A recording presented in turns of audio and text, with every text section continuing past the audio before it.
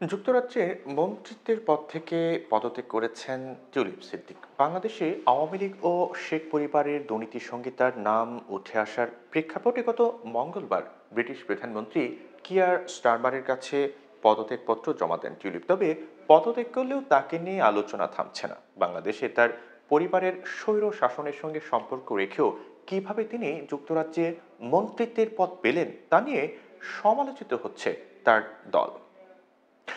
Tulip Siddique British পার্লামেন্টে labour পার্টির একজন সদস্য। তার দল এবার সরকার গঠন করলে তিনি যুক্তরাজ্যের অর্থ মন্ত্রণালয়ের অর্থনীতি বিষয়ক মিনিস্টারেরও দায়িত্ব পান। তিনি বাংলাদেশের ক্ষমতাচ্যুত প্রধানমন্ত্রী শেখ হাসিনার বোন শেখ রেহানার মেয়ে। অভিযোগ ওঠে যে তিনি তার খালা শেখ হাসিনার দুর্নীতির সঙ্গে সম্পৃক্ত। এ নিয়ে আলোচনার মধ্যে টিউলিপের ভোগ দখলে থাকা দুটি ফ্ল্যাটের তথ্য প্রকাশ্যে আসে। এছাড়া অন্তঃসত্ত্বা সাংবাদিককে হুমকি, ব্যারিস্টার আরমানের স্ত্রীকে হেনস্থা করানো সহ টিউলিপের বিরুদ্ধে বিভিন্ন অভিযোগ প্রকাশ্যে আসায় দলের ভেতরে বাইরে চাপে পড়েন তিনি। স্থানীয় এবং আন্তর্জাতিক সংবাদ মাধ্যমগুলোর প্রতিবেদনের ফলে পরিস্থিতি লেবার পার্টির ইমেজ রক্ষার দিকে গড়িয়ে যায়। সংবাদ মাধ্যম বিবিসি এক প্রতিবেদনে বলেছে যে বাংলাদেশে খালা শেখ হাসিনার স্বৈরাচারী কর্মকাণ্ড সহ বিভিন্ন কেলেঙ্কারির সঙ্গে টিউলিপের যোগসূত্র সম্পর্কে অনেক আগে থেকেই অবগত ছিল লেবার পার্টি। তারপরেও প্রধানমন্ত্রী কিয়ার স্টারমার তার সরকারে টিউলিপকে একটি গুরুত্বপূর্ণ আসনে বসিয়েছেন শুধুমাত্র বাংলাদেশি বংশোদ্ভূতদের ভোট লাভের আশায়।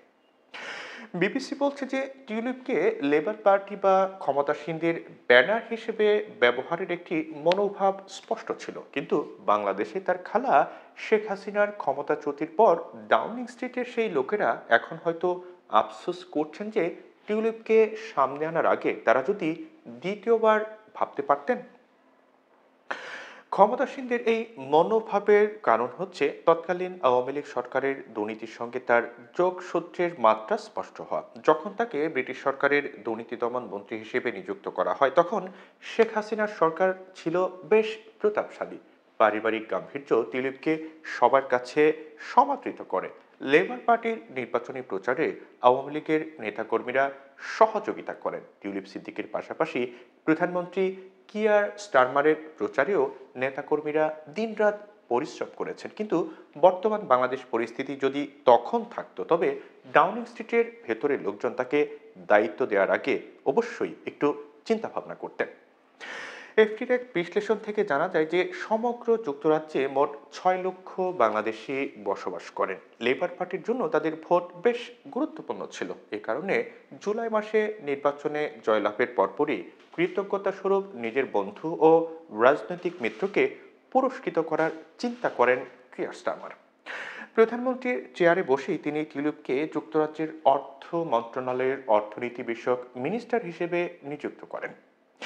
অনুসন্ধানী সাংবাদিক ডেভিড বার্গম্যান বলেছেন যে এখানে প্রেক্ষাপটটাই সবকিছু। যখন শেখ হাসিনা যতদিন বাংলাদেশের ক্ষমতায় ছিলেন ততদিন টিউলিপের ইস্যুটি সামনে আসেনি। অনেকে তার অর্থ কেলেঙ্কারির বিষয়ে জানত, কিন্তু তা নিয়ে আলোচনা হয়নি। তার পরিবার যখন বাংলাদেশে ক্ষমতা থেকে বিতাড়িত হয়েছে ঠিক তখন তার বিষয়টিও সামনে চলে এসেছে। ডেভিড মার্টিন বলেন যে বাংলাদেশে শেখ হাসিনা ক্ষমতায় থাকলে হয়তো টিউলিপও এখনো যুক্তরাজ্যের মন্ত্রী হিসেবে থাকতেন।